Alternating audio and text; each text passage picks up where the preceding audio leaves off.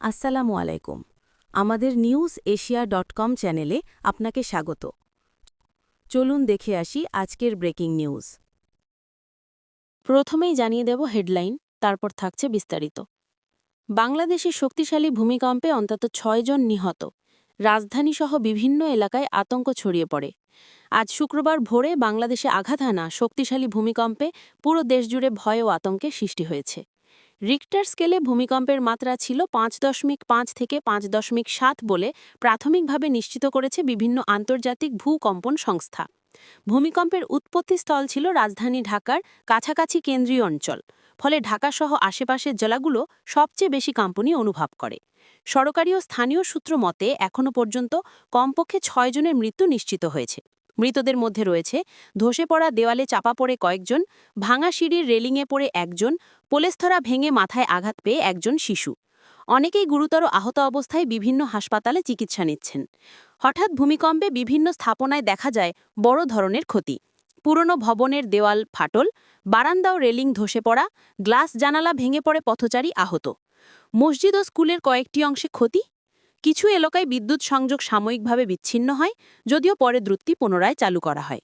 ভূমিকম্প অনুভূত হতেই ঢাকার অসংখ্য মানুষ ঘর ছেড়ে রাস্তায় নেমে আসে। অনেকে আতঙ্কে খোলা মাঠ, স্কুল মাঠ ও রাস্তার ধারে অবস্থান নেন। বিশেষত উচ্চ ভবনগুলোতে থাকা মানুষের ভীতি ছিল বেশি, কারণ তারা তীব্র দুলনি অনুভব করেছেন।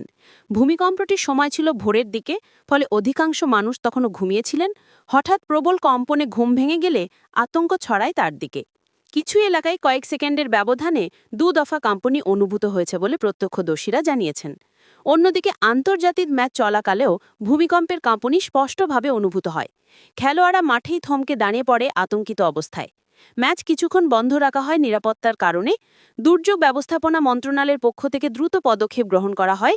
ক্ষতিগ্রস্ত ভবন পরিদর্শনে ফায়ার সার্ভিসের বিশেষ টিম, হাসপাতালগুলোতে অতিরিক্ত চিকিৎসাকর্মী মোতায়েন, স্বেচ্ছাসেবকদের প্রস্তুত রাখা, স্থানীয় প্রশাসনকে পরিস্থিতি পর্যবেক্ষণের নির্দেশ। সরকার জানিয়েছে প্রয়োজন হলে উদ্ধার অভিযান আরও জোরদার করা হবে। ভূমিকম্প বিশেষজ্ঞরা বলছেন, কেন্দ্রীয় অঞ্চলে এবারের উৎসস্থল হওয়ায় ঢাকায় বেশি কম্পন অনুভূত হয়েছে। ভবনে স্ট্রাকচারাল দুর্বলতা মৃত্যু আহতের বড় কারণ। ভবিষ্যতে বড় ভূমিকম্পের ঝুঁকি রয়ে গেছে, তাই প্রস্তুতি জরুরি। তারা ভবনগুলি নিরাপত্তা যাচাই এবং সংস্কার কার্যক্রম বাড়ানোর আহ্বান জানান।